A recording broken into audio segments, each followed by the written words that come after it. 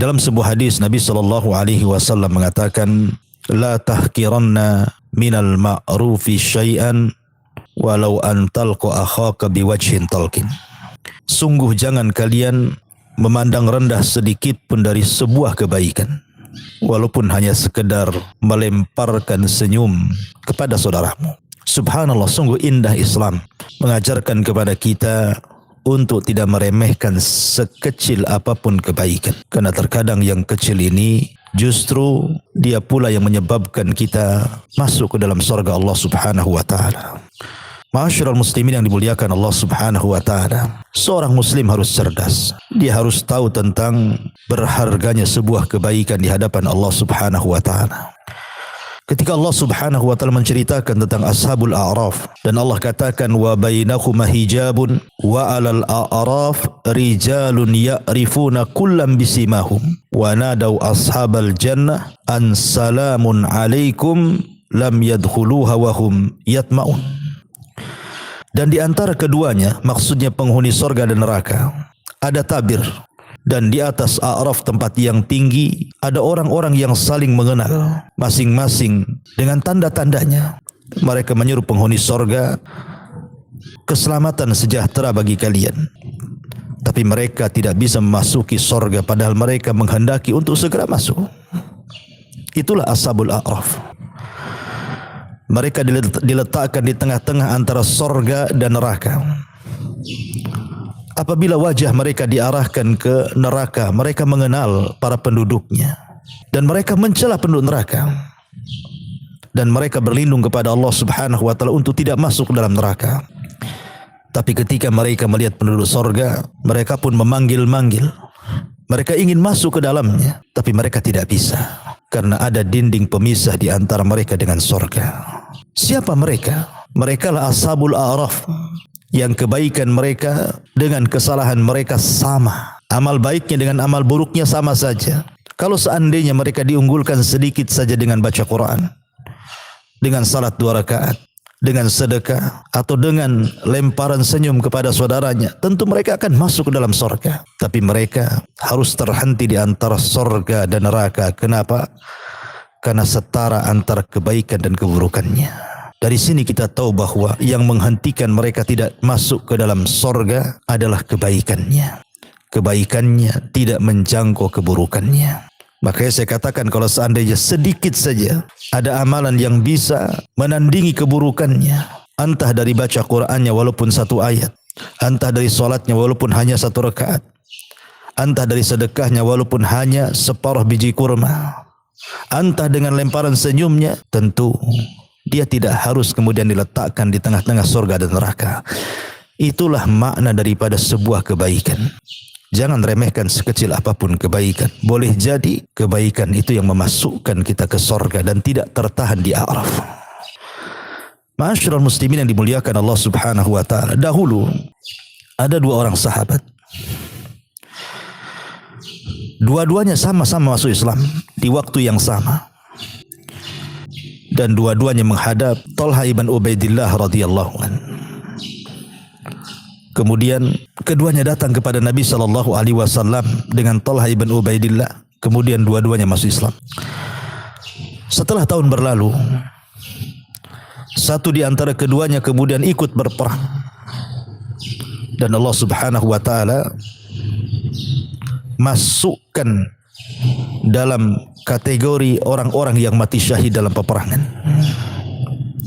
Tetapi temannya yang satu tidak ikut dalam peperangan, sehingga dia masih hidup setahun setelahnya. Tapi Allah takdirkan kemudian dia pun meninggal dalam rumahnya. Kemudian Talha ibn Ubaidillah bermimpi ketika keduanya dihadapkan kepada Allah Subhanahu wa taala, yang meninggal dalam rumah itu dimasukkan duluan ke dalam surga, tapi yang mati syahid dibelakangkan. Kemudian Talha ini menghadap Nabi SAW dan mengatakan, ya Rasulullah, hadza kana ashadda ijtihadan thumma ustushhida fi sabilillah wa dakhala hada al-jannata qablahu. Rasul, kenapa orang yang pertama? Bukankah dua-duanya sama-sama masuk Islam di waktu yang sama?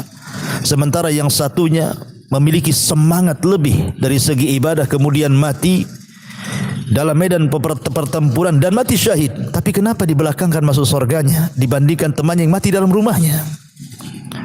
Maka Rasul sallallahu alaihi wasallam mengatakan, "Alaysa qad makatha hadha ba'dahu sanatan?" Ya Talha, bukankah orang yang mati di rumahnya itu Allah telah berikan kehidupan dia 1 tahun setelah saudaranya yang meninggal di medan peperangan?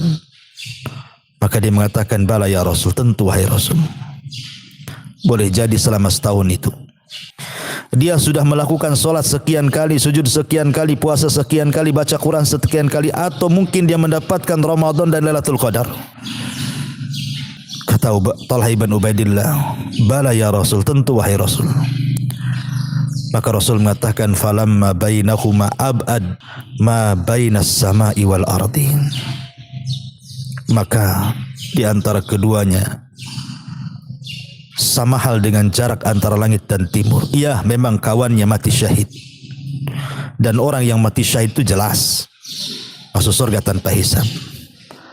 Tapi temannya walaupun tidak mati di atas peperangan, tapi mati dalam pembaringan. Tapi jarak kematian orang yang mati syahid dengan orang yang mati dalam pembaringan ini 1 tahun. Boleh jadi 1 tahun ini dia banyak melakukan amal soleh yang bisa menandingi amalan syahidnya, sehingga orang ini masuk surga duluan dibandingkan orang yang mati syahid. Lihat bagaimana qimatul hasanat, nilainya sebuah kebaikan terkadang menjangkau semuanya yang tidak dipikirkan manusia.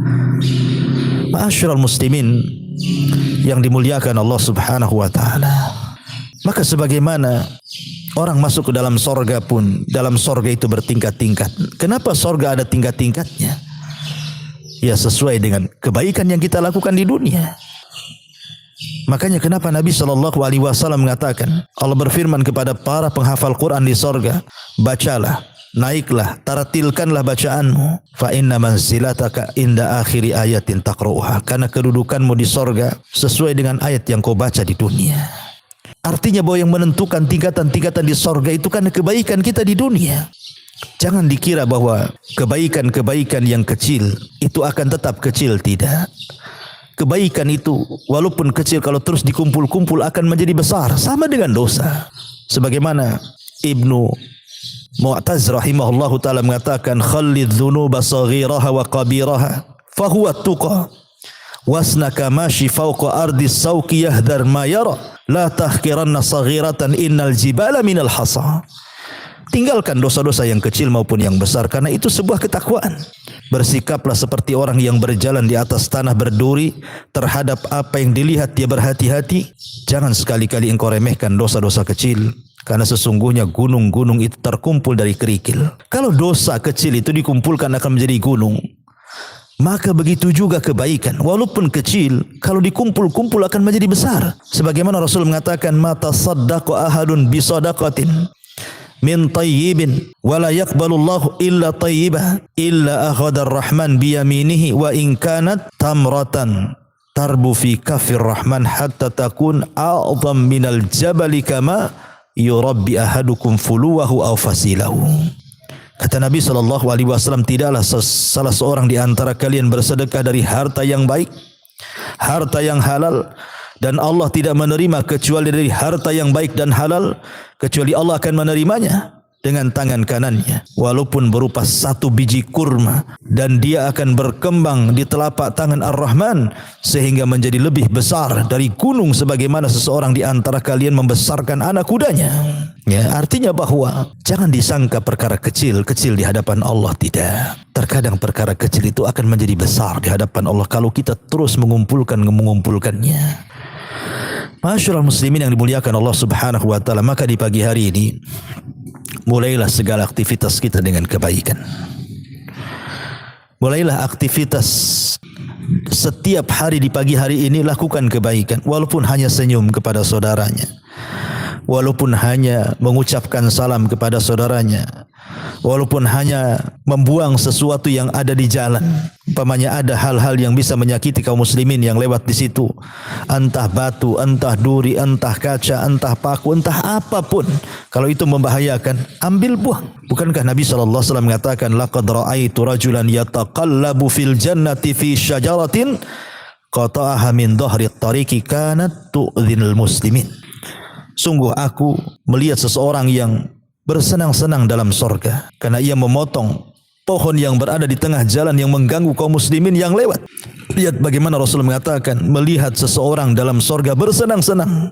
Kenapa? Karena dia hanya membuang hal-hal yang bisa mengganggu manusia, maka Allah senangkan di sorga. Ma'asyiral muslimin yang dimuliakan Allah Subhanahu wa taala. Maka sekali lagi lakukan aktivitas kebaikan di pagi hari ini. Mulai daripada mengucapkan salam, menjaga lisan, tidak dikeluarkan kecuali yang santun, tidak memulai dengan pertengkaran, kemudian juga membantu saudara kita sesuai dengan kemampuan, membuang hal-hal yang bisa menyakitkan manusia di jalan, dan begitu seterusnya. Dan saya akhiri dengan satu kisah. Di zaman salaf ada seorang wanita namanya Zubaidah. Zubaidah ini istri daripada Harun ar-Rasyid. Dikenal dengan kekayaannya, dia banyak menyumbangkan harta di jalan Allah Subhanahu wa taala untuk membangun mata-mata air supaya jemaah haji bisa minum dari mata air tersebut, karena di waktu itu banyak orang mati kehausan, khususnya orang-orang yang sedang melaksanakan manasik haji. Maka dengan hartanya Zubaidah mengeluarkan uang banyak sehingga terbangunlah mata-mata air yang sekarang dikenal dengan Ainuz Zubaidah, mata airnya Zubaidah. Yang dulu mata-mata air ini digunakan untuk minum bagi jemaah haji yang terbentang dari Mina sampai ke Arafah. Satu hari Zubaidah sebelum meninggalnya bermimpi bahwa dia dipanggil oleh Allah Subhanahu wa taala. Kemudian setelah dipanggil oleh Allah, dia pun tersenyum, sumringah, senang. Kemudian ditanya, "Ma fa'alallahu biki ya Zubaidah?" Apa yang Allah lakukan kepadamu wahai Zubaidah? Maka Zubaidah mengatakan, "Ghafarali Rabbi." Allah sudah mengampuni dosa-dosaku. Maka dikatakan kepada Zubaidah, "Abi ainin amil tiha ya Zubaidah." Apakah gara-gara mata air yang kau bangun sehingga ribuan manusia yang sedang haji minum dari mata air, dengan sebab itu Allah ampuni dosa-dosamu wahai Zubaidah? Kata Zubaidah, "La, bukan. Al-ain wa mal-ain." Apalah arti sebuah mata air? Lalu dengan apa Allah mengampuni dosa-dosamu wahai Zubaidah?